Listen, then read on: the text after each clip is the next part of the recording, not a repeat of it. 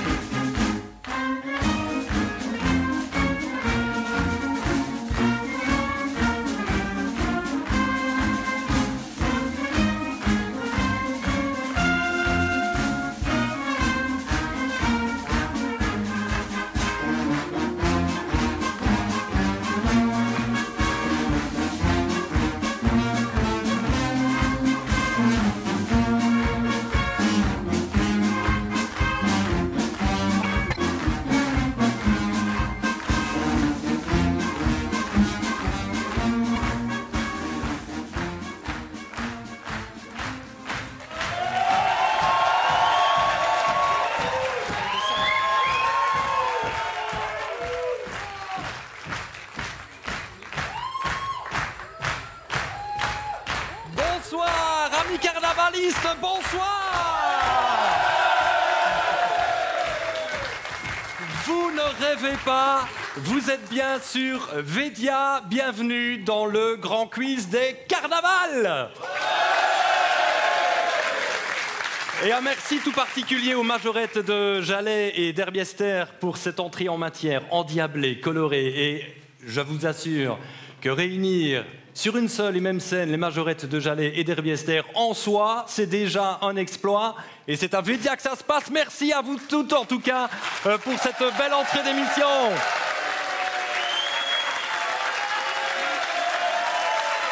Bonsoir Maryse Baguette. Bonsoir Manu. Maryse, vous êtes resplendissante. On est plutôt bien assortis ce soir. J'assure, franchement, chapeau. Merci en tout cas d'être à mes côtés, Maryse, pour cette première sur Védia. Pourquoi ? Parce que nous avons décidé à Védia de frapper un grand coup. Nous avons décidé que ce serait ici, chez nous, qu'on donnerait le coup d'envoi de la saison carnavalesque 2025 avec tous les participants. Aujourd'hui, on va les présenter dans un instant, mais vous pouvez déjà vous applaudir et merci d'être là.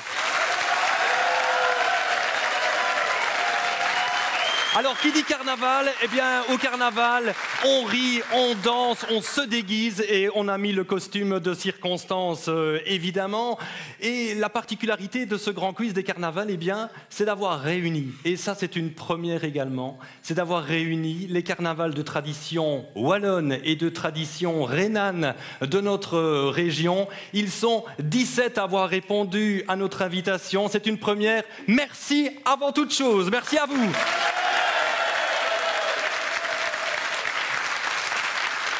Alors vous êtes 17, comme je l'ai dit, Maryse, ils sont 17. Et en fait, cette émission, c'est un jeu, c'est un quiz. Et oui, Manu, un quiz unique où l'on posera exactement 34 questions aux candidats ce soir.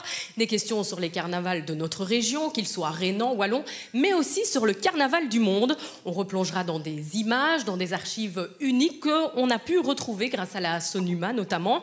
Parfois, les réponses seront une évidence pour certains d'entre vous. Parfois, ils devront faire parler leur culture carnavalesque. Et pour corser le tout, c'est le ou la plus rapide à donner la bonne réponse qui engrangera le plus grand nombre de points. Et c'est ainsi que l'on pourra désigner le plus grand connaisseur des carnavals. Je vois déjà des mines stressées, mais c'est pas grave, ça va bien se passer, ça va bien aller. Alors Maryse, qui dit jeu, dit lot, dit prix, évidemment, et c'est pas peu de le dire. Et on n'a pas fait dans le détail, évidemment. Manu, à votre avis, pour les enfants, qu'est-ce qui plaît au carnaval, au-delà de la couleur et de la fête? Les enfants, ils aiment quoi d'après vous? Ce sont évidemment les chics, Maryse. Mais oui, et ce sont des chics qui seront le gros lot ce soir. Mais tenez-vous bien, ce n'est pas moins d'1 tonne de chic qui sera distribuée au trio vainqueur. 150 pour le troisième, 250 pour le deuxième et 500 kilos pour le grand vainqueur du quiz des carnavals.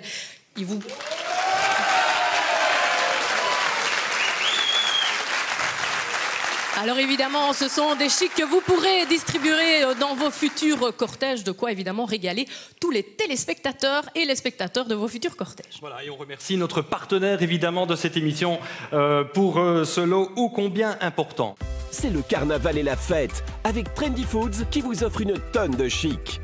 Marie, c'est parti, on va présenter nos 17 participants.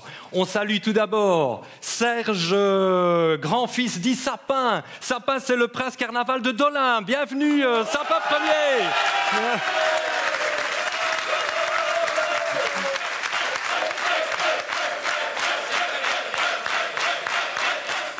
On entend déjà une sacrée ambiance ce soir. À vos côtés. Il en a certains. À vos côtés, Thierry Tonka, le nouveau prince carnaval de Plombières, alias Socket Premier. Bravo. À vos côtés, Samuel Denef, Samuel Premier, nouveau prince carnaval de Penne. Bienvenue.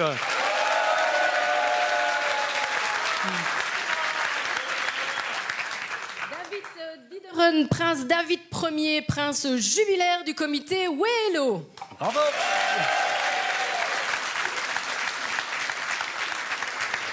À vos côtés, on salue Myron Buchan. Myron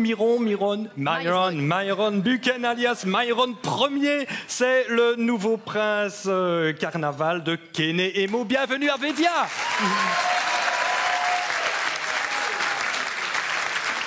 Et on continue, Manu, dans la liste des princes présents. À présent, le prince carnaval de Verviers, Jonathan le Jeune, prince Joe Ier.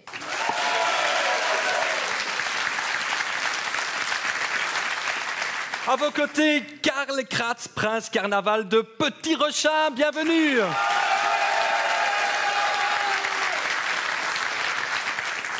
Le 8e prince de cette soirée, Vincent Van de Wover, Vince Ier, nouveau prince carnaval de Montdizon.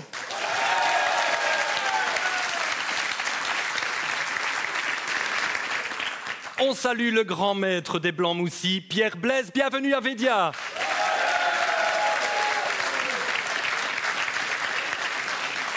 Et on part du côté de Sarre avec Jérôme Évrard, vice-président de la jeunesse sartoise. Bonsoir.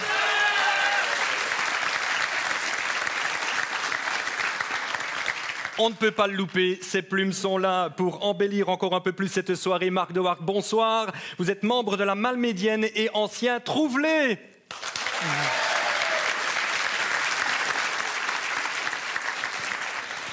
À vos vos côtés, Paul Donquier, président de la Royale Jeunesse de Jalais.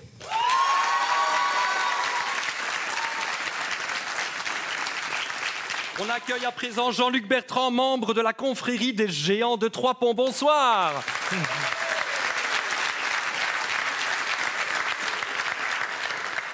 Après ça, tout à l'heure, place à Tiège et la jeunesse tiégeoise avec Sacha Binks.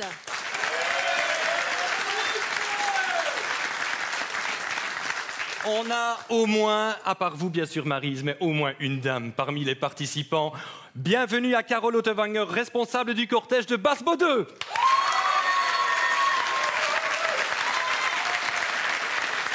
Soutenue par la jante féminine, hein, on l'entend. À vos côtés, Jérémy Zegels, président de la cavalcade de Herve.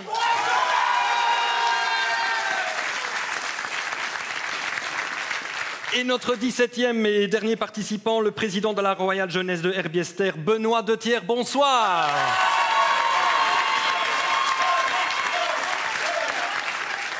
Alors, qui dit jeu Maryse dit forcément règlement. Et qui dit règlement dit huissier de justice. Sachez que cette émission est placée sous la supervision et l'autorité de notre huissier de justice à Verviers, Thierry Collard. Il va s'assurer que tout se passe bien. Je ne doute pas qu'il fera son travail à merveille. Bienvenue à vous, maître Collard, qui est dans le public.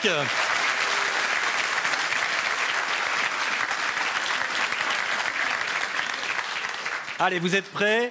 À vos masques, prêts? Voici le grand quiz des carnavals.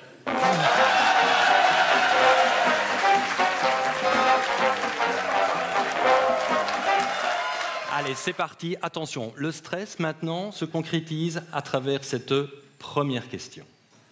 Première question, quel ancien journaliste de l'INR et de la RTBF est considéré comme un bienfaiteur du Létharé de Stavelot? Réponse A, Walter Faustier. Réponse B, Roger Laboureur. Réponse C, Jacques Brédal. Vous avez 10 secondes.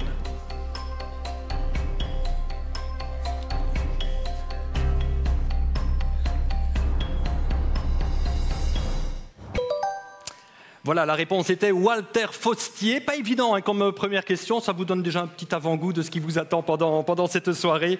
On va regarder en image d'ailleurs la réponse à cette première question. Recevez les touristes comme vous avez bien voulu me recevoir. Dites-vous qu'ils ne demandent qu'à vous aimer et qu'il est impossible qu'ils ne vous aiment pas. En admirant votre ville et en admirant et en estimant et en aimant votre hospitalité, traitez-les tout simplement à la Stavlotaine. On croirait le général de Gaulle, c'est incroyable. Mais j'ai vu beaucoup d'émotions déjà parmi notre participant de Stavelot. C'était Walter Faustier, évidemment. On est en 1952. On remercie au passage la SONUMA pour ces images d'archives. Sachez que Walter Faustier est un ancien journaliste de l'INR. L'INR, c'est un peu l'ancêtre du service public qui a donné naissance ensuite à la RTBF. Et Walter Faustier était tombé amoureux au travers de ce reportage du Létharé de Stavelot et du personnage des Blancs-Moussis également. Il a fait plusieurs reportages, comme je le disais, et il est surtout à l'origine de la confrérie des Blancs-Moussis. Voilà pour cette première question. Ça va en gère, les amis? Ouais. Allez, tout de suite, on passe à la question numéro 2.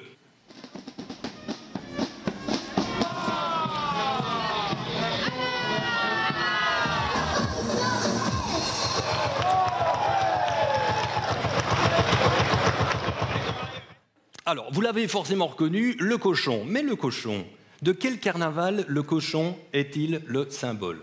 Réponse A, le carnaval de Penne. Réponse B, le carnaval de Kénémo. Réponse C, le Létharé de Ouélo. C'est à vous.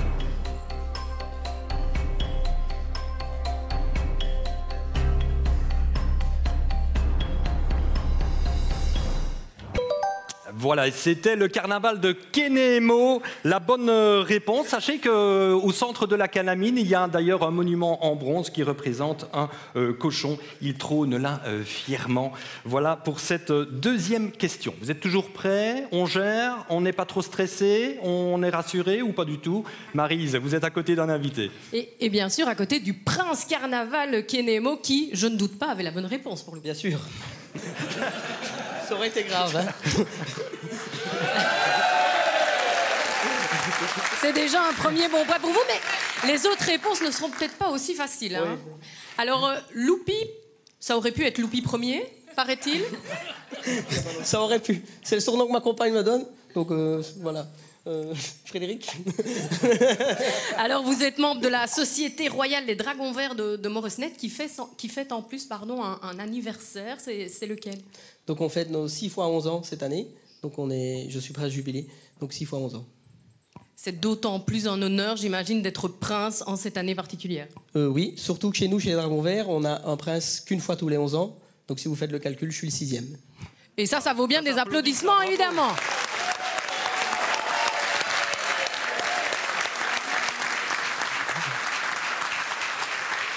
Allez, on reste concentré. Question numéro 3. En automne 1956, ils sont quelques-uns à vouloir faire renaître le carnaval de Dolin. Combien étaient-ils? Réponse A, 6. Réponse B, 12. Réponse C, 14.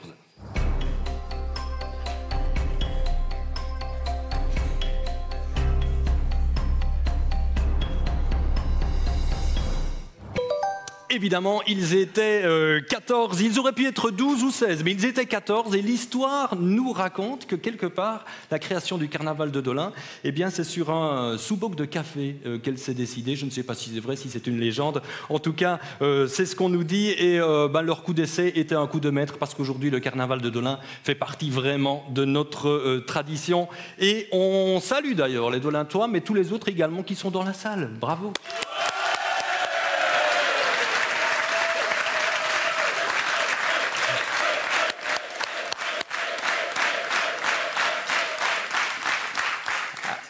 Question numéro 4, et on regarde ça en vidéo.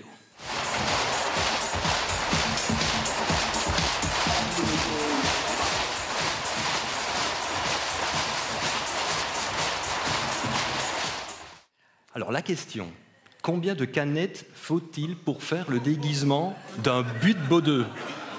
Ouais, ne rigolez pas. 300, réponse A, 800, réponse B, 500, réponse C, c'est à vous.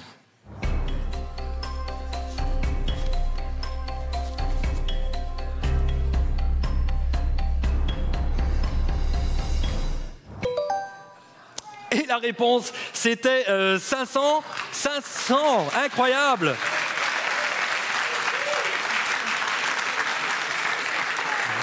« 500 canettes. Et je précise parce que c'est important, ce sont des canettes de boissons non alcoolisées. Et ça, vous ne le saviez peut-être pas, mais le costume d'un but-baudeux pèse entre 15 et 20 kilos. Et l'histoire nous raconte également que c'est quelqu'un, fan de carnaval évidemment, qui pendant l'année récoltait les canettes le long des routes et puis c'en est devenu un costume. Maryse, vous êtes à côté d'une invitée, de notre unique invitée. Oui, de notre unique invitée féminine ce soir. Alors, Carole, on dit souvent que le carnaval de Basse-Baudeux est l'un des plus petits, mais par contre l'un des plus fous. D'où vient cette force? C'est le dernier, avant la cavalcade.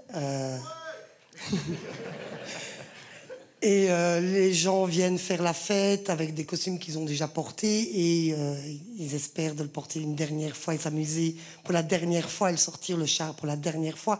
Donc ils n'ont pas de contraintes à faire attention à quoi que ce soit et ça se termine souvent aux petites heures. C'est important de garder finalement ce synonyme de carnaval le plus fou, malgré qu'il soit petit. Tout à fait, on est les plus fous, oui, on restera les plus fous de l'année, quoi. Mais je pense que les autres sont fous également, Manu. Hein. Et moi, j'adore parce que je crois que Carole Autovagner fait déjà la fête maintenant. Parce que la voix... Ah oui. Allez, on reste concentré. Question numéro 5. Que signifie le sens de « Alave », le cri de ralliement des carnavals rhénans? Réponse A, faire la fête. Réponse B, avoir soif. Réponse C, faire abstraction de toute autre chose. C'est à vous.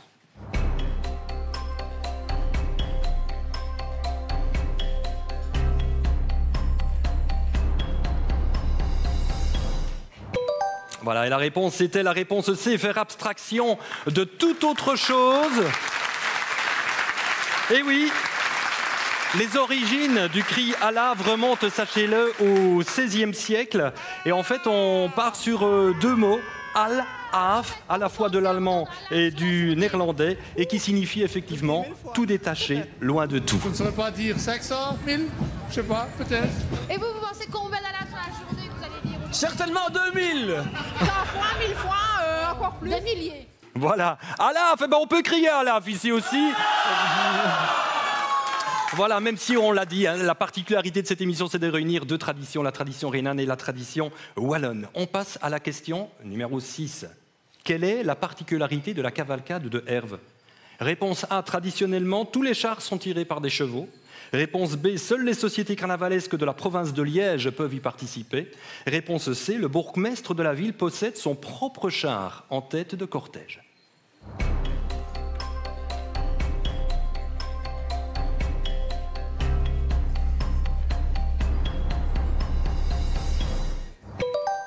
Voilà, je pense que celle-ci n'était pas trop compliquée. Évidemment.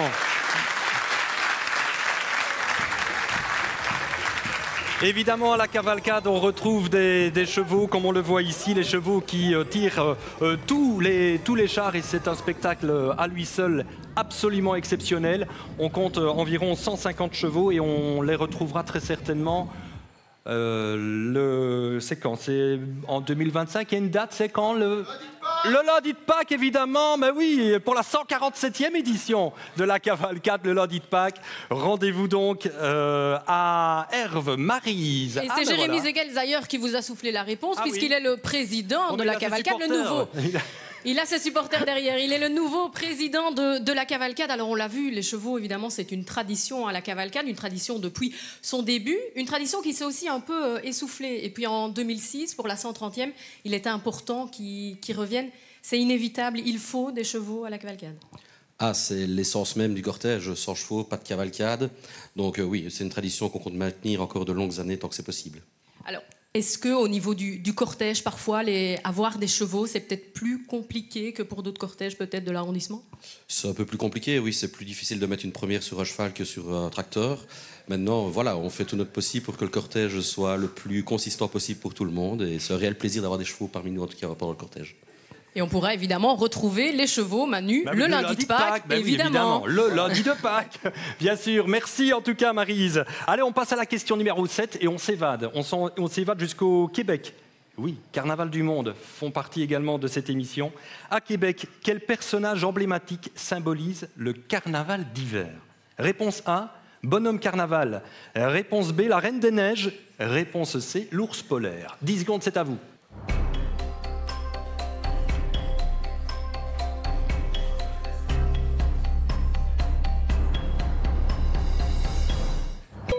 Voilà, et la réponse était Bonhomme Carnaval. 7 d'entre vous l'ont trouvé, cette bonne réponse.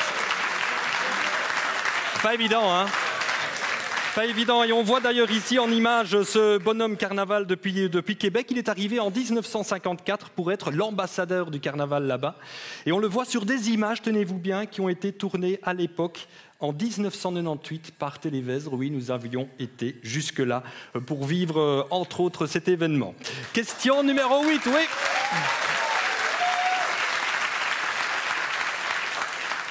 Question numéro 8. Ils sont surnommés les sangliers. Mais où habitent-ils? Réponse A, Herbiester. Réponse B, Tiège. Réponse C, Jalais. C'est à vous.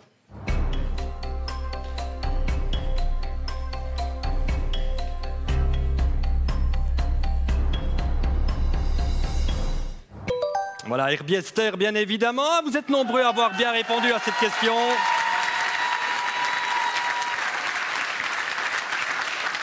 Les sangliers d'Herbiester et évidemment les bœufs de Jalais. Maryse, vous n'êtes pas toute seule et on le voit d'ailleurs sur ces images. On les reverra d'ailleurs très prochainement au sein même du cortège de Jalais et Herbiester, donc les bœufs et les sangliers.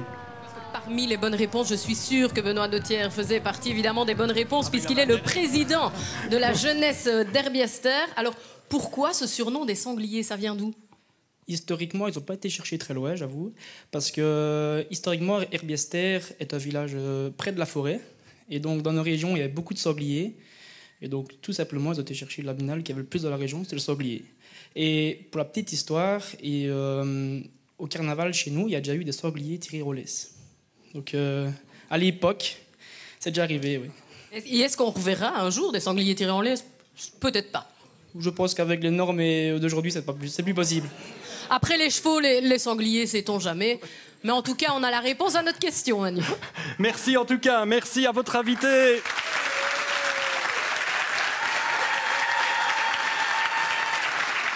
Ça a l'air de bien se passer. Ça a l'air de bien se passer pour les participants et pour le public qui les accompagne. On passe à la question numéro 9. Quel groupe traditionnel du carnaval d'Eupen, habillé en bleu et blanc, a quitté la scène carnavalesque en 2020? A. Die Blauen Funken. B. Die Blauen Finken. C. Die Blauen Funken. Est-ce que je l'ai bien répété? C'est bon l'accent? Oui.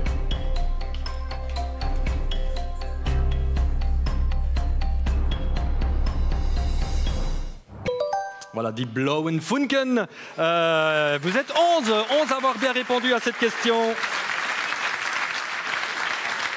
Et oui, les Blauen Funken faisaient partie intégrante du carnaval d'Eupen depuis 1936, mais faute de 109, eh bien, entre-temps, le groupe a disparu. Question numéro 10, et on se rend du côté de Petit-Rechin. Qui est la première princesse à avoir été sacrée à Petit-Rechin? Réponse A, Chantal Première. Réponse B, Sabrina Première. Réponse C, Hélène Première. 10 secondes, c'est à vous.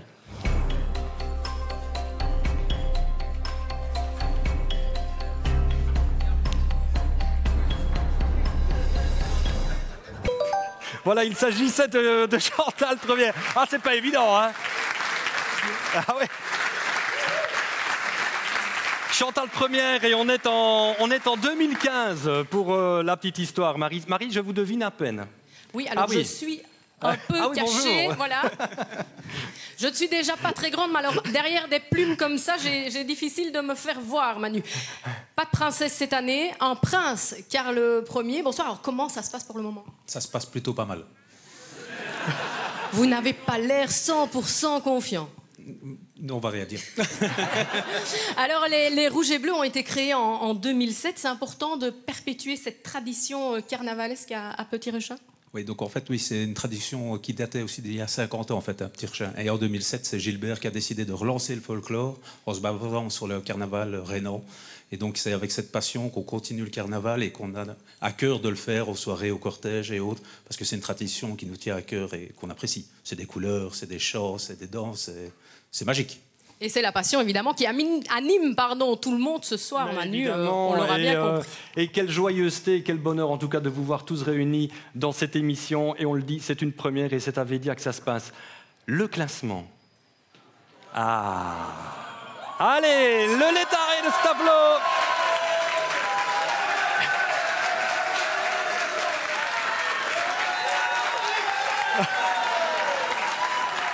Allez, vous découvrez donc ce classement. Je rassure tout le monde, je rassure Sapin Premier. Il reste 24 questions. Ça va aller, hein? Ça va aller. Allez, on marque une pause et on se retrouve dans un instant.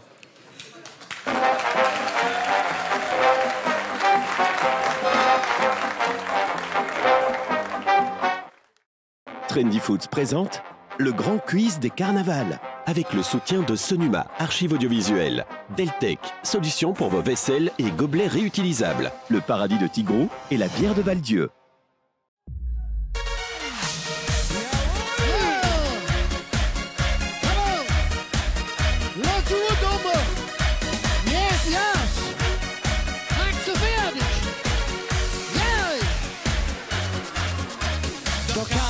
Lied kann nur weer beginnen. Kostuums en klaar en de handen weer spaß. Winnen werken en duigen verzingen. De buren zijn vrij en wij hebben nu jas. We hebben de heen, we zitten weer door. We vieren het leven het ganze jaar. Klompen daar! Dat is een klompen Polonaise. Ja, de klompen de ganze dag de voeten op en neer.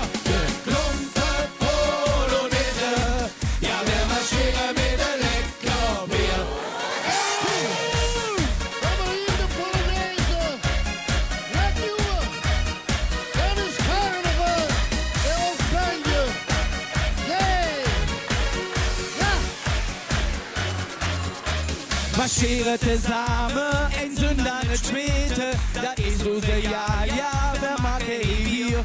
Wir werden noch spielen, ja, das musst du auch wissen. Wo blieben noch EN, wo willen noch wir? Wo hebben wir hin, wo sind wir da? Wo wir das Leben ein ganzes Jahr? Da ist uns Klumpen von Lunese, ja, wo Klumpen der ganze Nacht und gute Open hier. Klumpen von Lunese, ja, wir marschieren mit der Leckerbier.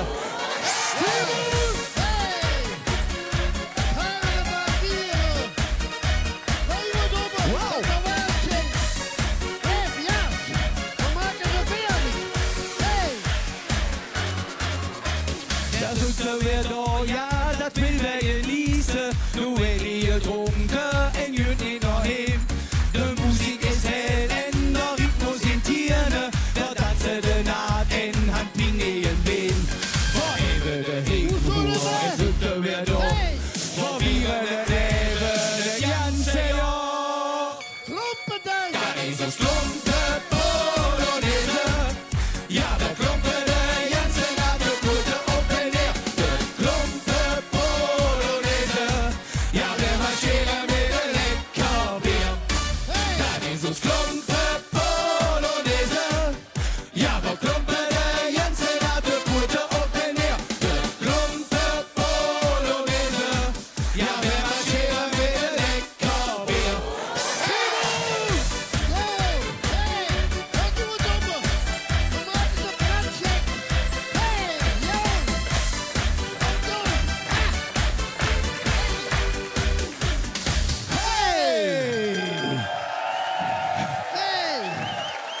Danke, merci.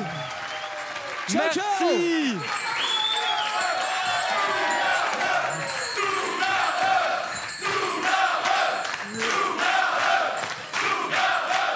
Merci au Domaine Deul qui était avec nous ce soir. On les applaudit encore. Merci.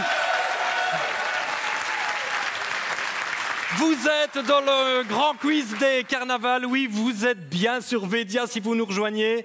On va regarder le classement en cours d'émission. Nous en sommes après 10 questions.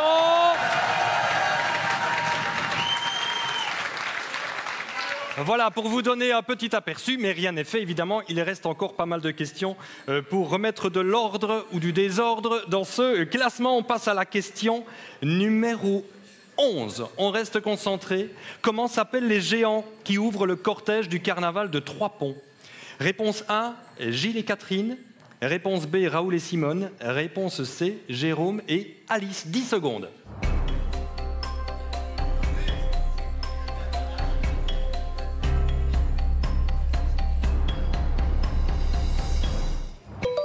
Voilà, et la réponse était Gilles et Catherine.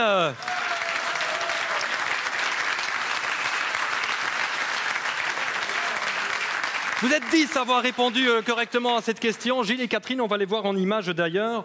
Des images qui datent de 2013. C'est quand même impressionnant. C'est en 2013 et au moment où ils ont fait le retour dans le folklore à Trois-Ponts. Et pour la petite histoire, mais ça fait entre nous, la poitrine de Catherine, elle a été rabotée lors de sa dernière rénovation. Voilà. Voilà.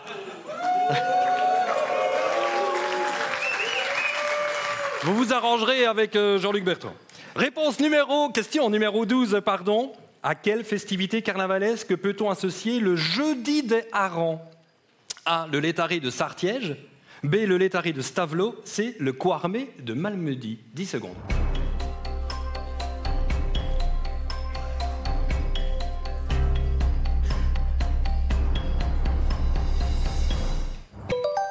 Eh bien oui, c'était le létaré de Sartiège. On en apprend des choses. Et je vous avoue que moi, en préparant cette émission, j'étais pas du tout au courant de cette tradition qui est née il y a une 50aine d'années pour les chars de Nivesay, de Thiège et de Sarre. Et cette tradition consiste à ce que tous les participants au carnaval, ou les tarés en l'occurrence, eh bien, se retrouvent ensemble là où sont confectionnés les chars, c'est-à-dire le jeudi avant le cortège. Incroyable. En plus, on rit, on se divertit et on apprend des choses. C'est génial. Merci Maryse. Et vous êtes avec un invité d'ailleurs. Ben oui, ce jeudi, il est vraiment incontournable pour le Létaré. C'est incroyable. Il y a tout le monde qui se réunit, tous les participants de chaque groupe. On se réunit le jeudi soir après la journée de travail et on mange du hareng et on boit des verres. Voilà. Et puis Manu, je ne sais pas si vous le saviez, mais bonne nouvelle, en décembre 2024, le Létaré Sartiège, tout comme d'ailleurs le carnaval de Jalais-Herbiester, c'est important de le signaler, a été reconnu comme patrimoine culturel immatériel de la Fédération Wallonie-Bruxelles. Ça, c'est une sacrée récompense, on imagine, quand on porte ce cortège à bout de bras.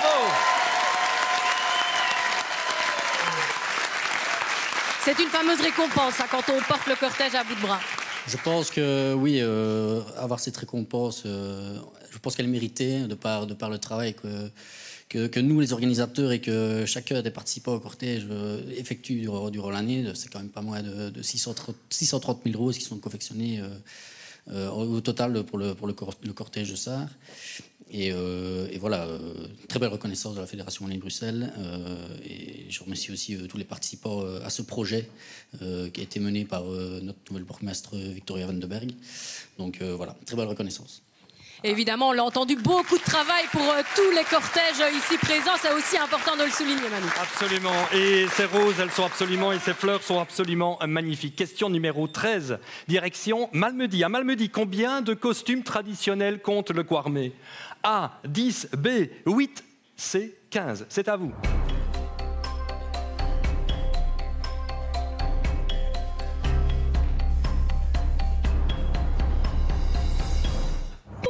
Eh ben oui, c'était 15.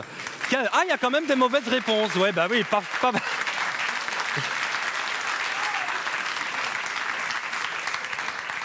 C'eût été dommage, Marc de Hort, évidemment. Allez, on regarde ça en image.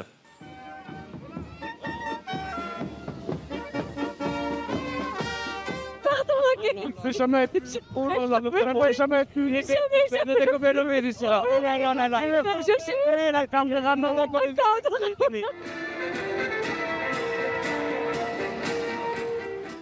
Effectivement, 15 masques traditionnels pour ce Quarmé et chacun a un rôle particulier à jouer dans ce magnifique cortège. Question numéro 14. Depuis quand la Société du Carnaval de Montdison existe-t-elle? Question, depuis 1929? Réponse A. Depuis 1959? Réponse B. Depuis 1989? Réponse C.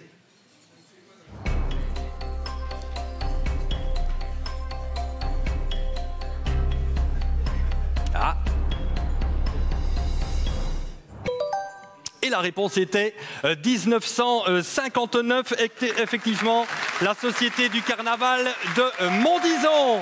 Et bravo à eux. Alors, question numéro 15. Mais Maryse... Ah oui, Maryse. Oh, Maryse. Maryse. Encore caché derrière les plumes, ça doit être ça. Ça. Allez, c'est à ça vous, doit je être vous ça. en prie, je suis à côté de Vince Ier. Vince Ier, qui est le prince carnaval de Montdison. Alors, on le voit, beaucoup de princes de carnaval rhénan ont beaucoup de choses autour du cou. Et c'est à vous que je pose la question. Que signifie tout ce que vous avez autour du cou? Ça signifie, on a deux médailles. Donc on a la médaille du comité de Montdison, ce qui signifie le règne et le pouvoir et les traditions du cortège et des valeurs de la société de Montdison.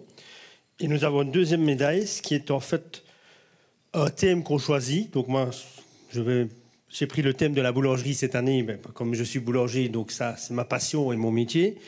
Et ça se transmet entre presse.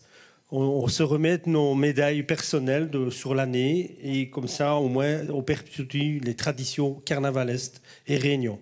Et ça permet aussi de garder, on imagine, de superbes souvenirs de cette année de règne. Une super collection et on pense que chaque année, on continue, on essaye d'avoir les médailles de tous les autres presses car c'est une super collection et que des beaux souvenirs de toute façon.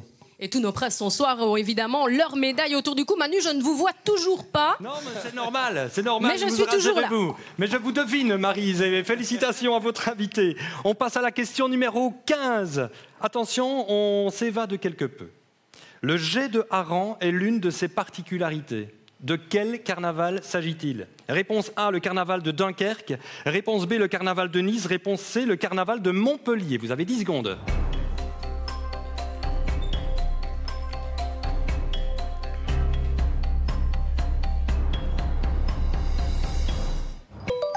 Voilà, il s'agissait du carnaval de Dunkerque, effectivement. Oh, bravo! 16 bonnes réponses, là vous m'épatez. Ces festivités, sachez-le, du mois de février à Dunkerque datent du XVIIe siècle. Les armateurs offraient aux marins-pêcheurs un repas, puis une fête, avant que ces derniers ne s'éloignent jusqu'en Islande, avant de pêcher le hareng en question. Voilà, c'était la particularité du carnaval de Dunkerque. Question numéro 16. À quel carnaval le nom de Max Brunninghausen est-il associé? A. Verviers. B. La Calamine. C. Eupen. C'est à vous.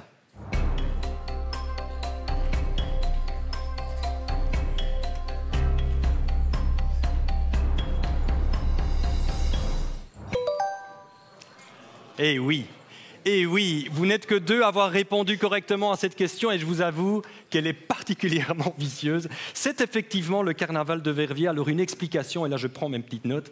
L'histoire du carnaval de Verviers, sachez-le, remonte au 19e siècle. En 1858, Prosper Grandjean reprend le flambeau de la Société des Fous et Loups, fondée 2 ans plus tôt par l'Allemand Max Brunninghausen, sur le modèle des sociétés carnavalesques de Cologne, vu l'origine de son fondateur, présent à Verviers pour des questions lainières. Et oui, l'histoire nous ramène à l'industrie lainière de Verviers. La ville allait connaître un carnaval basé ensuite sur des traditions rhénanes et on est tout heureux d'ailleurs de retrouver le carnaval de Verviers parmi les traditions aujourd'hui et parmi les participants à cette émission, Maryse. Oui, alors Joe Premier est à mes côtés. Alors il faut savoir que le carnaval de Verviers, vous l'avez dit Manu, fait partie des plus vieux carnavals.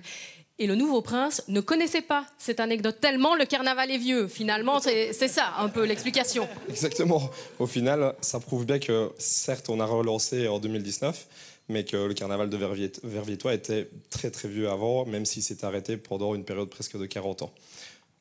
Oui, c'est ça, le carnaval, vous l'avez dit, relancé en 2019. C'était important de reprendre ces traditions. Pourtant, il y avait des sceptiques. Verviers n'est pas forcément rattaché à un carnaval connu ou reconnu de l'arrondissement. Néanmoins, maintenant, Verviers fait ses preuves chaque année. Ben, j'avoue que quand Olivier Lopez est venu me trouver en me disant cette idée est folle de vouloir relancer un carnaval à Verviers, effectivement, dans le contexte qu'on connaît de Verviers, on s'est dit on peut être un peu fou. On l'a tenté. Les gens nous ont tous pris pour des fous, c'est clair. Encore maintenant, même si on voit qu'on évolue bien, j'avoue que voilà, mais c'est un beau défi. En 2020, on a relancé alors le premier presse et vu l'évolution qu'on a ici sur 5 ans, on est très heureux d'être arrivé à ce qu'on est arrivé jusqu'à maintenant. Comme quoi, Manu, le carnaval est capable de tout. Voilà, et le carnaval de Verviers, c'est rendez-vous, c'est le... Le carnaval, c'est le 14-15-16 et le cortège est 16 mars. Voilà, 16 mars, le cortège à le rendez-vous est Verviers. pris. Question numéro 17. La saison des carnavals rhénans commence le 11 du 11 à 11h11.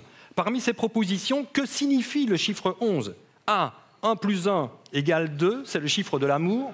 B. C'est le chiffre fou. Réponse B. Réponse C. Il ne signifie rien du tout. C'est à vous.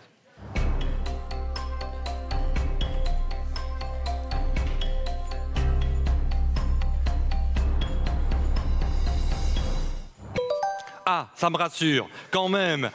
Allez, il y a une mauvaise réponse.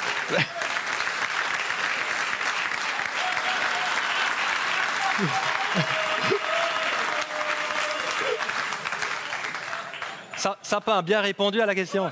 Ok, ça va. Soyez rassurés, il a bien répondu. Et oui, c'est le chiffre 11, évidemment, qui signifie le nombre fou, coincé entre le 10 des 10 commandements et le 12 des apôtres. Et on apprend encore beaucoup de choses. On passe à la question numéro 18. Mais on regarde ceci d'abord. La route est à tout le monde, non? Justement, elle n'est pas plus à vous qu'à nous, alors pourquoi vous prenez le même chemin, le même dimanche à la même heure? C'est pas à nous de changer, ça a toujours été comme ça, alors il n'y a pas de raison, c'est pas à nous de changer. Nous non plus, il n'y a pas de raison, mais on va se laisser faire par un bœuf. Moi non plus, je vais pas me laisser faire par un sanglier. Tu commences à m'énerver, René. Et toi aussi, tu commences à m'énerver. Oh putain,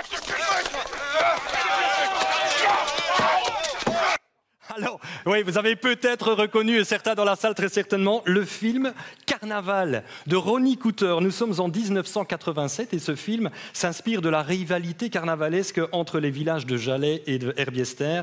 L'un des rôles, et c'est là la question, l'un des rôles est joué par une chanteuse belge. Qui est-ce? A. Annie Cordy, B. Morane, C. Lio.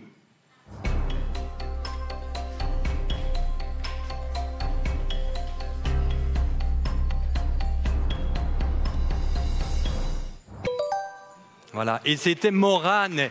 Et oui, effectivement, c'était Morane. La preuve en image, regardez. Voilà. Oui. La ferme de la Cuite, est-ce que vous savez où ça se trouve? Ah oui, vous allez tout droit jusqu'à Grèce-Esther, et puis après vous demanderez le Perron chez eux. Ok, merci. Au revoir. Au revoir. Et oui, c'était Morane, et ça s'applaudit. La revoir dans un film, eh ben, c'est pas courant. Sachez qu'à l'époque, Morane avait 27 ans, et dans le film, elle jouait le rôle de Marina, une jeune prof, Maryse. Oui, et dans le film, les villages s'appellent Girey et Graziester. Rassurez-moi, Paul Donquier, cette rivalité, on l'a vu ici dans les images, elle reste amicale tout de même entre vous. Elle reste amicale depuis quelques années, mais c'est vrai qu'on a quand même connu des années avec de la tension. Et bon, voilà, donc je ne vais pas en dire plus, mais bon, c'est vrai qu'il s'est passé des choses. Aujourd'hui, tout est apaisé, c'est une rivalité saine? Oui, ici, c'est une rivalité saine, et je vais dire que maintenant, avec la nouvelle génération qu'on a, voilà, elle est beaucoup plus saine qu'auparavant. Et d'ailleurs, les majorettes l'ont prouvé aujourd'hui, puisqu'elles ont dansé sur la même scène. Voilà, tout à fait. Donc ici, c'est un ensemble des deux comités, donc voilà. Je remercie tout le monde pour ça. Paul Donquier, il perd sa voix aussi. Ah ouais. Il a fait la fête aussi.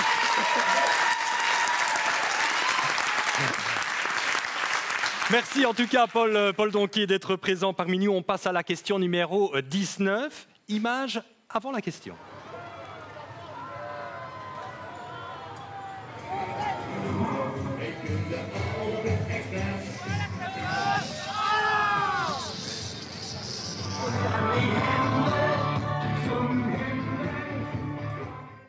Alors, les concernés ont évidemment reconnu le Létaré de Wéhélo. Nous sommes en 2004. Mais quelle est la particularité de l'édition 2004 du Létaré de Wéhélo? Réponse A, c'est la 100e édition. Réponse B, le prince Thierry II est tombé de son char et s'est cassé la jambe. Réponse C, le cortège s'est terminé dans une véritable tempête de neige.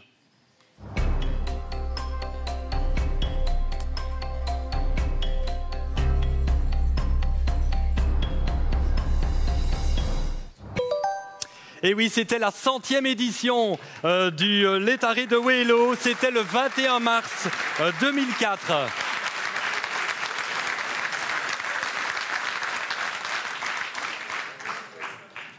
On passe à la question numéro 20. Mais image d'abord, avant de poser la question.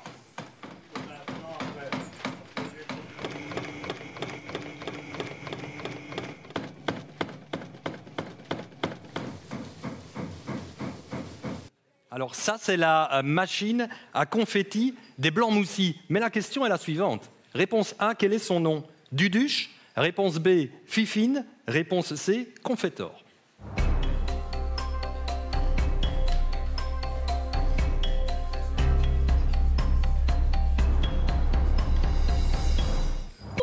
Et voilà, la réponse, c'était Fifine. Fifine qui a 105 ans. Et sachez que quand elle est en forme, Fifine, eh bien, elle fabrique pas moins de 25 kilos de confettis par heure. Et ce qu'elle adore, Fifine, eh bien, c'est qu'on l'agresse. Mais ça, c'est entre nous. Marie, c'est à vous.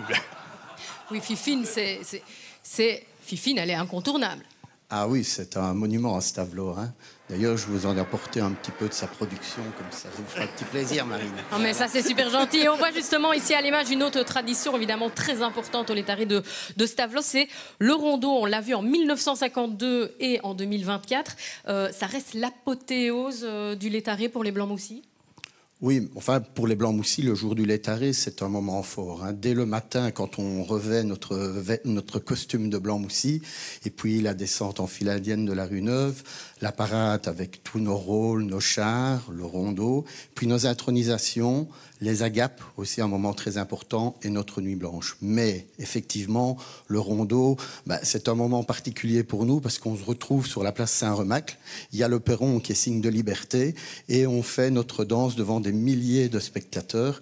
Et on termine celle-ci par un rondeau aussi qui nous permet de prendre les gens de nos sociétés sœurs et le public, et de terminer tout ça en beauté, tous ensemble, pour faire la fête, pour faire vivre Stavelot et notre folklore. Et voilà une belle fête. Je vais aller me secouer la tête, Manu, et puis je reviens dans un instant. Vous êtes parfaite. Restez comme vous êtes, c'est très bien. Ça montre toute la gaieté qui entoure cette émission. Merci à la Sonuma pour ces images et merci à notre partenaire parce que derrière cette émission, sachez-le, il y a quand même des chics à gagner. C'est le carnaval et la fête avec Trendy Foods qui vous offre une tonne de chic. On passe à la question numéro 21. Il est considéré par ses participants comme étant la 8e merveille du monde. Mais de quel carnaval allemand s'agit-il? A. Le carnaval de Mayence. B. Le carnaval de Cologne. C. Le carnaval de Düsseldorf.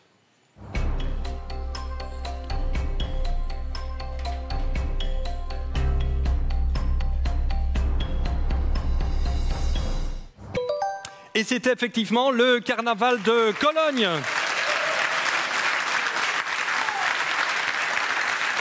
Le carnaval de Cologne que certains considèrent d'ailleurs comme la 5e saison de l'année. C'est pour vous dire l'événement que ça représente dans la ville allemande. Plus de 10 000 personnes, plus de 10 000 personnes participent au défilé. Pas dans le public, mais participent au défilé. On parle de 10 000 personnes à Cologne. Question numéro 22. Tantassar qu'Atiège. Ces deux personnages sont des figures emblématiques du laitaré. Mais qui sont ces personnages? A. Le courrier et la bergère. B. Le berger et la bergère. C. Le facteur et le berger. C'est à vous.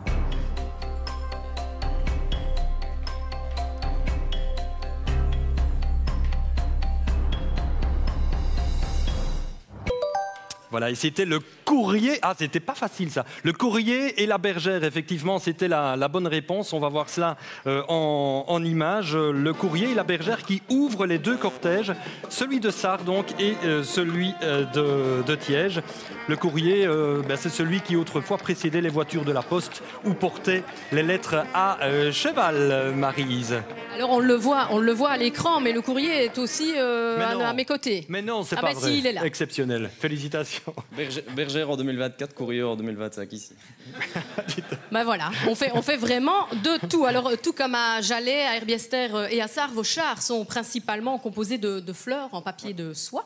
Combien de fleurs faut-il en moyenne pour confectionner un char? Ça demande, on imagine, énormément de travail. Alors, ça dépend un petit peu des chars, parce qu'il y a des plus grands et des plus petits. Mais on a en moyenne de 20 à 30 000 fleurs par char. Ça demande du temps.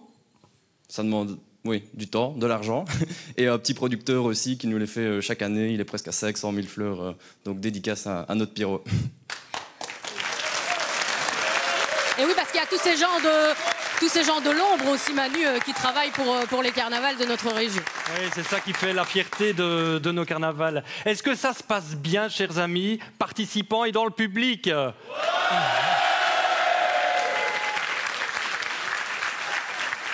Allez, on continue, on passe à la 23e question. Les comités carnavalesques de Montdizon et de Petit-Rechin ont un point commun. A. Ils intronisent en alternance un prince, puis une princesse carnaval. B. Ils organisent un cortège carnavalesque commun. C. Ils n'organisent pas de cortège carnavalesque.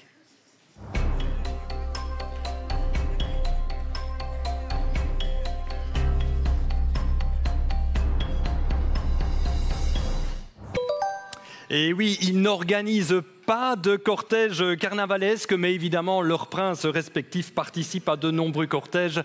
C'était donc la réponse C. Vous êtes 12 à avoir bien répondu. 24e question. On reste concentré. Regardez.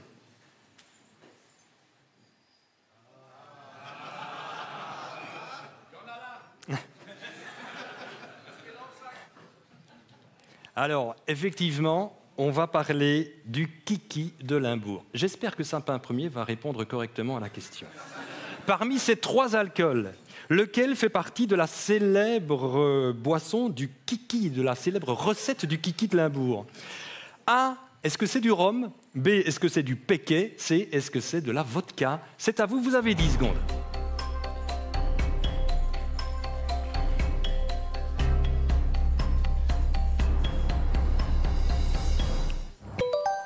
Et c'était du rhum. Absolument, c'était du rhum. Le kiki.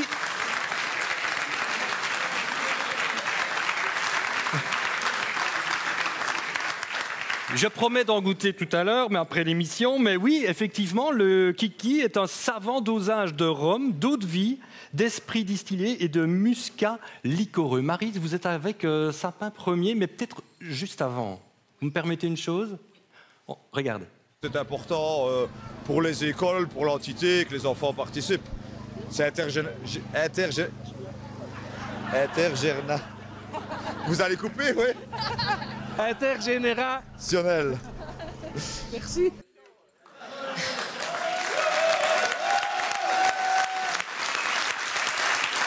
Évidemment, première question pour Sapin Ier.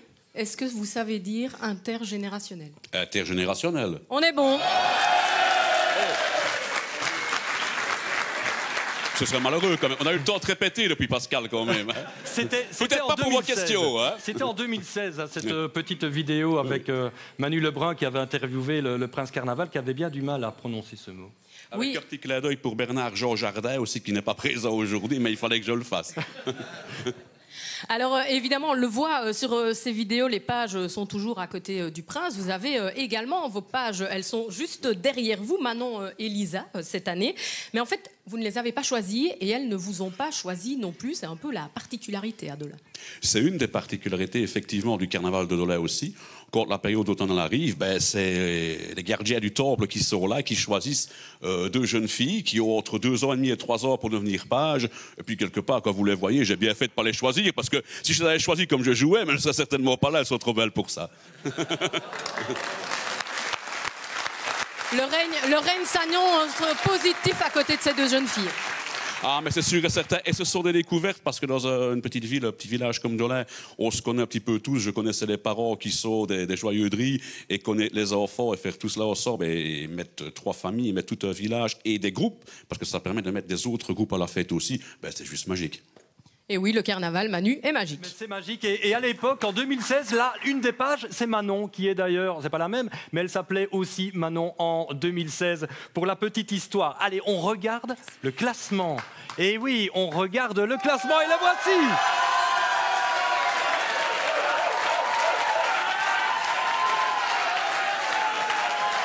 Allez, on a le Létari de Stavelot en première position devant Petit Rechin.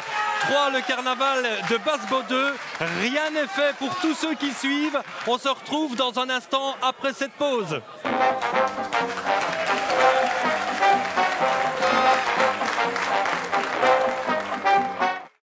Trendy Foods présente le grand quiz des carnavals avec le soutien de Sonuma, archives audiovisuelles, Deltec, solution pour vos vaisselles et gobelets réutilisables, le paradis de Tigrou et la bière de Val-Dieu.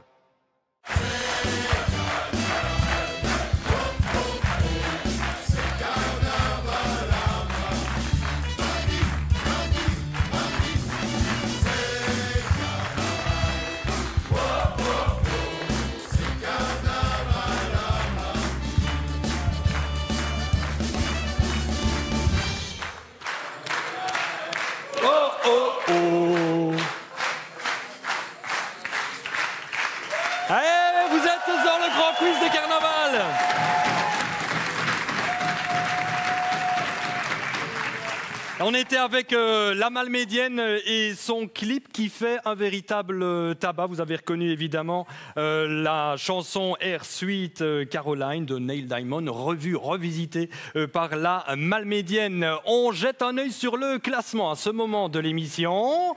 Et regardez, on a pour le moment le Laitari de Stavelot en tête.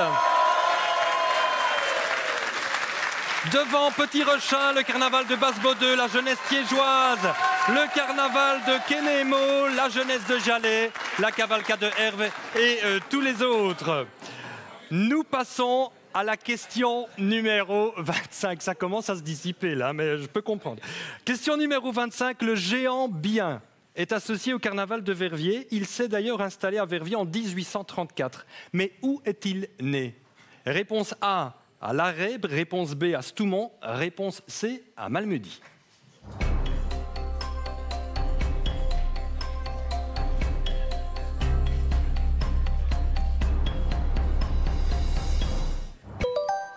Et c'était à Larrey. Voilà, vous êtes 10 à avoir bien répondu à cette question.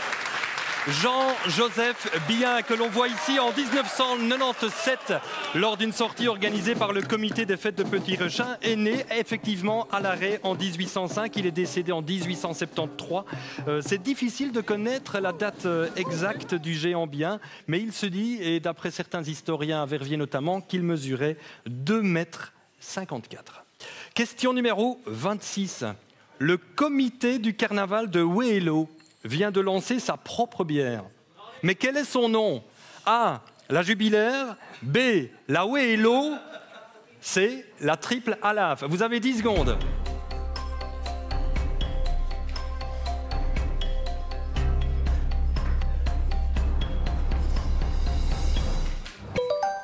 Et c'était la Jubilaire.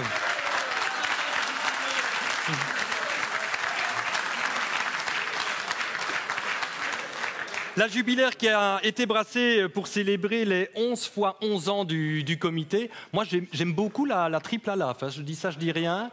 Merci à Manu Lebrun qui a trouvé, qui nous a concocté ces différentes questions. Mais la Triple Alaf, je trouve que ça le ferait pour une bière, Maryse.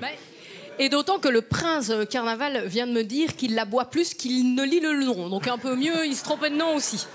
Mais alors, si vous la buvez beaucoup, est-ce qu'elle est bonne au moins cette bière? Oui, très bonne. Elle a le goût de bière.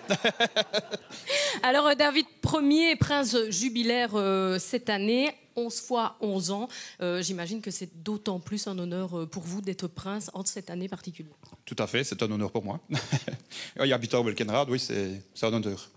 C'est quelque chose que vous attendiez depuis longtemps, devenir prince carnaval? Oui, ça fait 5 ans qu'on a ça en tête, donc oui, on prépare ça depuis 5 ans, on est content d'être là. Voilà, comme quoi ça se prépare depuis évidemment très longtemps, un cortège carnaval, 5 ans ici, c'est pas rien. Ouais, et on imagine l'émotion qui est la sienne et celle de tous les princes aujourd'hui, parce que le carnaval, ça se prépare et ça se vit au quotidien, même de longues années avant. Merci à votre invité. On passe à la question numéro 27. Regardez.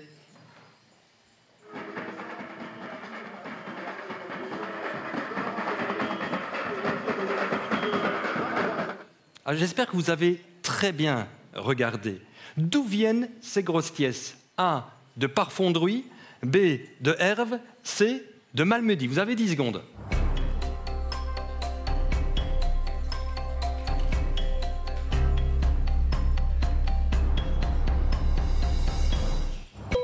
Et il s'agissait effectivement des grosses pièces de Herve.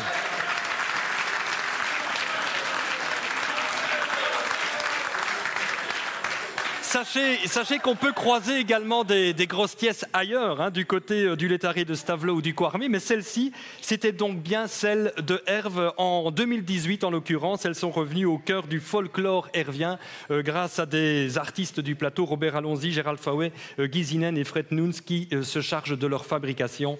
Il y avait un petit piège quand même dans cette question, on l'a vu, tout le monde n'a pas répondu correctement. Question numéro 28. En 2025, le carnaval de Trois-Ponts accueillera Bernard le Pompier, un célèbre géant. Mais quel est son pays d'origine? A, la Suisse. B, le Luxembourg. C, la France.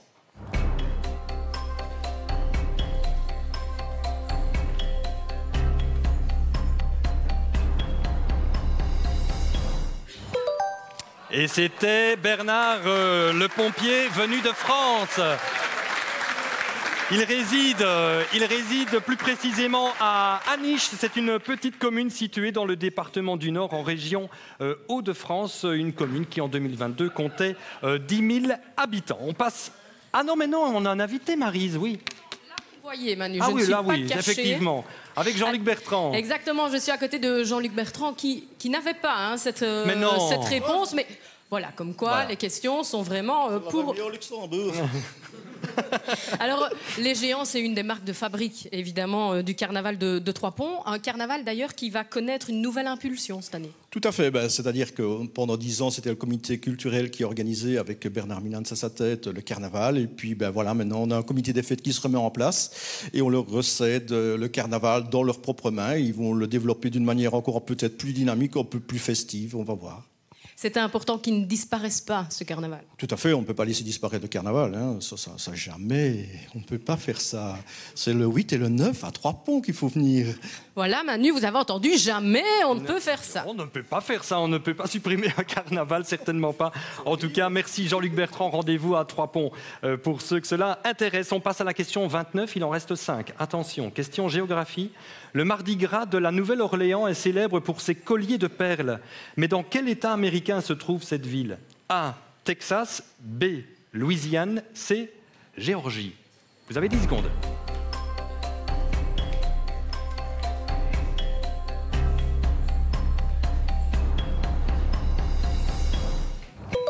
Voilà, et la réponse était effectivement la Louisiane.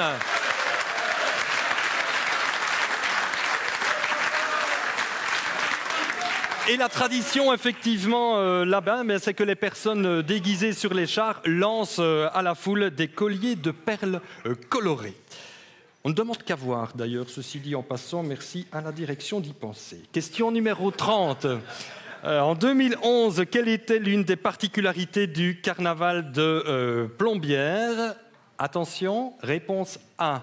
Il n'y avait pas de prince carnaval de Plombières. Réponse B, il y avait 2 princes carnaval de Plombières. Réponse C, il y avait un prince et une princesse carnaval à Plombières. C'est à vous.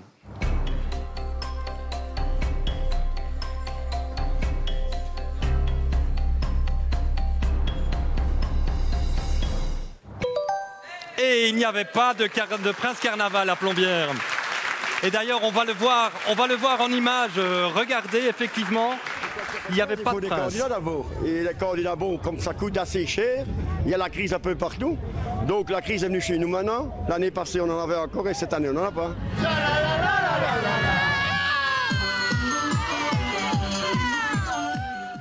Maryse, vous êtes avec un invité justement du côté de Plombières. Oui, parce que cette année, il y aura bien un prince à Plombières et c'est Socket Premier qui est à mes côtés. Comme tous les princes, on l'a vu ici, vous avez un team autour de vous. En quoi c'est important de pouvoir le constituer, ce team?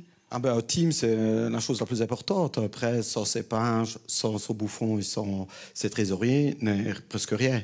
Je veux dire, si on n'a pas ces personnes à côté de nous, je vais dire, le carnaval, après tout seul, ça va pas. Il faut une ambiance, il faut des gens, il faut tout. Et c'est pour ça qu'on fait ça en team. Et qui avez-vous choisi pour cette année de règne? J'ai choisi ma compagne, qui était ma première page. Une amie de ma compagne, qui est Morgane, qui est là au-dessus. Donc, Morgane, j'ai choisi le mari de Morgane comme trésorier. Puis j'ai choisi Maï, une amie aussi, qui est notre bouffonne, qui est là au-dessus. Et son mari, qui est notre deuxième trésorier. Donc ici, on est 3 couples d'amis ensemble. Et on a préparé ça depuis 4 ans. Et on est tout heureux. Et fin prêt aussi, on imagine, pour faire la fête tous ensemble. Voilà, et félicitations à vous. Et je voudrais vraiment qu'on salue les personnes de l'ombre. Elles le méritent amplement également, toutes ces personnes qui font que le carnaval est vraiment un rendez-vous incontournable. Pour la question 31, on a une vidéo avant la question. Regardez.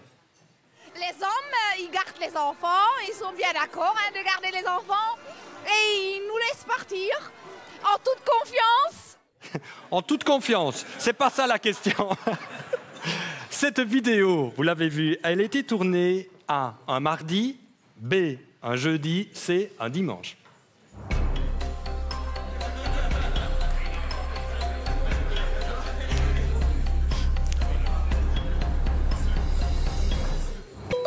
Ah ben oui, ça c'est cadeau.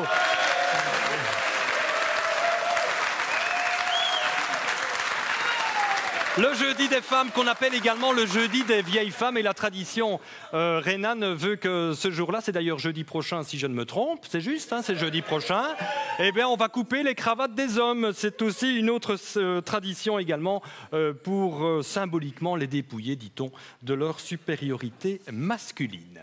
On passe à la question numéro 32. Quel personnage folklorique malmédien se voit remettre la panule, qui symbolise les clés de la ville? A. S. Lu Haguet, B. Lu Grosse Police, ou C. Lu Trouvelé.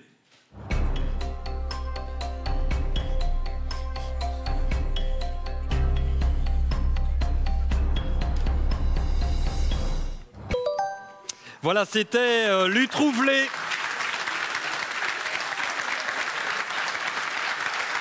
C'était Lu Trouvelé avec Sapanul. Lu Trouvelé et Sapanul qu'on va regarder pour ceux qui ne le connaissent pas.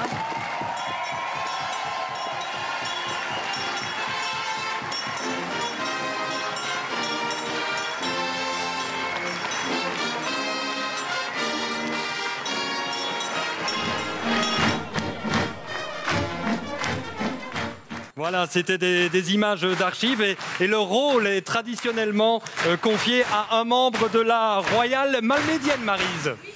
Justement, à côté d'un ancien Trouvelé, Manu, Marc Dewar, vous avez eu l'honneur de ce rôle en 2011 et 2012. Mais dites-moi, pourquoi le Trouvelé met la main sous le menton comme on voit sous ces images? À cause des grosses pièces, je me suis tout à l'heure trompé à cause de ça. Je croyais qu'on demandait où il y en avait. Et en fait, on tient les grosses têtes avec une lanière, comme ceci. Et quand on danse, vous avez vu que c'était très rythmé. Si on n'a pas le moyen de se tenir comme ça, la tête va dans tous les sens. Voilà, l'explication. Et ben voilà une explication enfin claire, Manu. C'est très clair, je me demandais pourquoi ça, mais merci en tout cas de la réponse qui est donnée. Disait-il. C'est rien d'égyptien, Rien disait-il. d'égyptien. Ok, c'est noté. Merci Marc Dewar. On passe à la question numéro 33. Quel est l'élément emblématique du carnaval de Venise? On vous pose cette question. A. Est-ce les chars décorés? B. Les masques élégants? Ou C. Les confettis? 10 secondes pour répondre.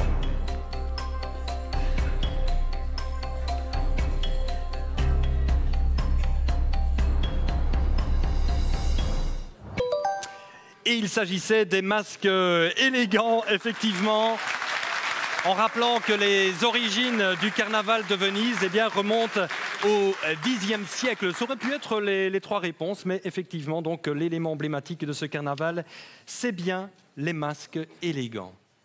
Concentration, nous sommes à la 34e question. La voici. À Eupen, on les farcit aussi de noix, de raisin ou de rhum. Quelles sont ces pâtisseries? Attention. A. Die Quarbechen. Excusez-moi. B. Die Krapfen. C. Die Mutzen. C'est à vous, vous avez 10 secondes.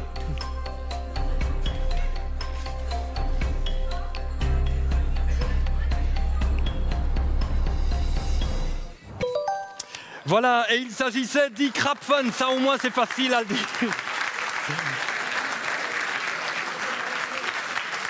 Die Krapfen qui, une fois fourrés, sont garnis de glaçage ou de sucre glacé. Et sachez que continuellement, de nouvelles saveurs sont régulièrement mises à jour. Die Krapfen, moi je ne demande qu'à goûter. Nous sommes arrivés à la 34e question et nous avons encore un invité, évidemment, et non des moindres. Évidemment, on vient de parler d'Eupen et le dernier invité que je vais rencontrer ce soir, c'est Samuel Ier, le prince d'Eupen. Alors, on l'a entendu, on sait qu'une année de règne au carnaval est chargée. Comment est-ce qu'on gère la vie carnavalesque, la vie privée et la vie professionnelle? Ja, also wir haben eine ganze Menge Termine, unter anderem mit... Oh, pardon, c'est pour éviter les sous-titres. C'est important de le signaler, évidemment. Je vais essayer sans sous-titres. Donc, on a pas mal de rendez-vous. On part de Cologne ici à Verviers. Donc, on est assez souvent en route. Et pour gérer la vie privée, il faut avoir d'autres horaires de travail. Donc, peut-être le soir, en revenant à 2-3 heures de la nuit, relire ses mails ou avant de partir le matin. Et là, les jours qui vont venir, prendre peut-être 1 ou 2 jours ou demi-jours de congé. C'est une année importante à laquelle vous vous êtes évidemment longuement préparé, on imagine. Absolument non. J'ai eu 3 mois pour me préparer. Donc, à l'inverse de mes collègues qui sont ici, c'est assez récent que j'ai repris le poste. Par contre, mon équipe qui est assise là, eux le savent depuis quasi 2 ans, donc ça va. Et ben voilà, comme quoi il ne faut pas toujours se préparer pour devenir un bon prince et surtout ici un grand prince pour le prochain carnaval de paix. Absolument, et le rendez-vous est pris pour tous ceux qui voudraient se rendre au carnaval à Eupen. On va vous applaudir parce que franchement vous avez été exceptionnels.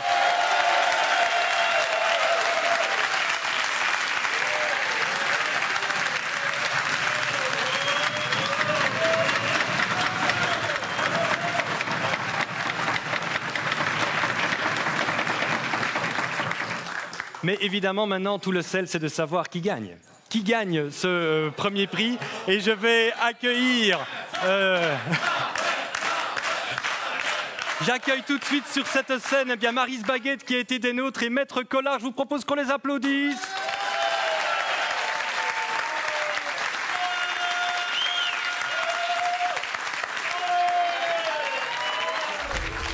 Alors, Maître Collard, vous avez supervisé sous votre autorité cette première édition du Grand Quiz des Carnavals. Est-ce que tout s'est bien passé? Organisation et sérieux sont toujours au rendez-vous quand je prête mon ministère à Védia. Et une nouvelle fois, ça s'est passé de façon très confortable à cause de cela ou grâce à cela. Alors, vous avez surtout, je pense, là... les résultats que voilà. Les résultats. Voilà.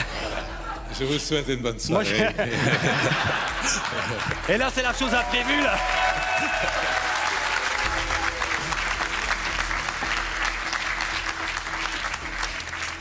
Ça serait été gag.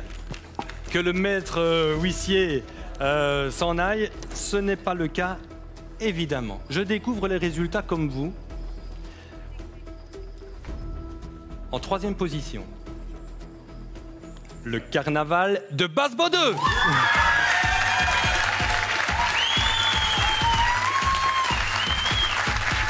Venez, venez.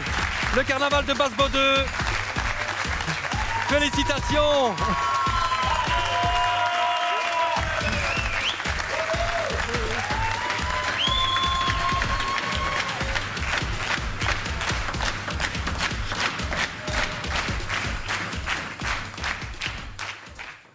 Deuxième position. Ils ont été en tête pendant un moment, pendant l'émission. Le Létari de Stavelot.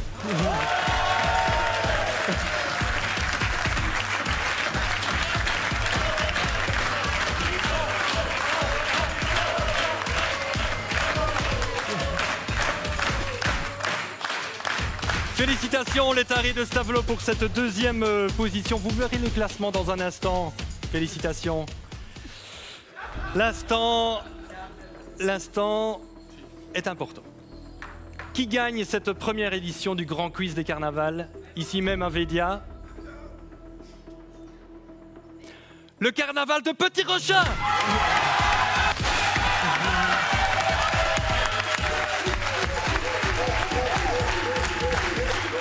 Félicitations, bienvenue.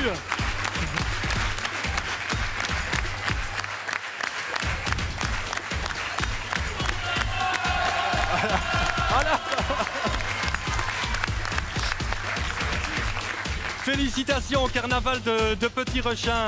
Venez Maryse, venez prendre les impressions peut-être parce que moi je veux avoir une explication sur ce résultat. Votre première impression? Ça va. Même impression que tantôt finalement, mais elle était pas changé. C'est la chance. Hein. 500 kilos de chic pour ce futur cortège, c'est pas rien. Non, c'est très bien, ça tombe bien. On va en racheter justement, donc on aura plus cassé maintenant. C'est voilà. Les enfants que ça va faire plaisir, c'est aux enfants. Bien sûr. Voilà, et merci à notre partenaire pour ce premier prix. C'est le carnaval et la fête, avec Trendy Foods qui vous offre une tonne de chic. Merci à vous tous pour cette première édition du Grand Quiz des Carnavals. Merci Maryse, merci à notre Manu. huissier, merci à vous public, merci aux participants, merci tout particulier également aux équipes qui dans l'ombre ont préparé cette émission et sachez que ça n'a pas été une mince affaire. Merci à Jessie Rayet et toute son équipe technique, merci à Manu Lebrun pour la préparation de toutes les questions. On espère que vous avez passé un bon moment. Ce n'est pas fini. On se quitte avec la clique royale Garde Saint-Jean de Herve et on vous fixe rendez-vous avec elle à la cavalcade le lundi de Pâques. Ce sera la 147e édition. Bravo, merci à tout le monde.